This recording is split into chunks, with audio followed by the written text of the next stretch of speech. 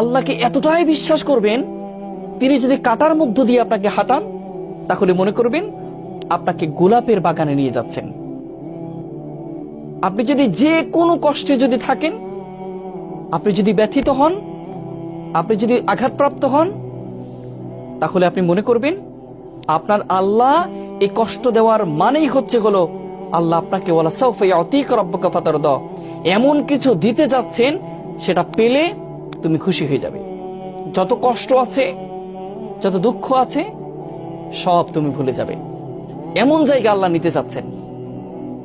সেজন্য আল্লাহর প্রতি আমাদের বিশ্বাস নাই, আমরা বিশ্বাস রাখতে পারি না। আমরা রাখতে পারি না যে আমার আল্লাহ আমার সমস্ত কষ্টগুলো মুছে দিবেন। যে আল্লাহ সৃষ্টি করতে পেরেছেন, যে আল্লাহ শ্বাস প্রশ্বাস নিতে দিচ্ছেন, সে আল্লাহকে আমাদের কখনো কষ্টটা দূর করে দিতে পারবেন না? যে আল্লাহর জীবন, সে আল্লাহ জীবনের দুঃখগুলো দূর করে দিতে পারবেন না? তিনি কুম বলবেন, হও, ফায়াকুম, হয়ে যাবে ইনশাআল্লাহ। শুধু ভরসাটা রাখতে হবে আল্লাহর উপর। যেমন মুসা আলাইহিস সালাম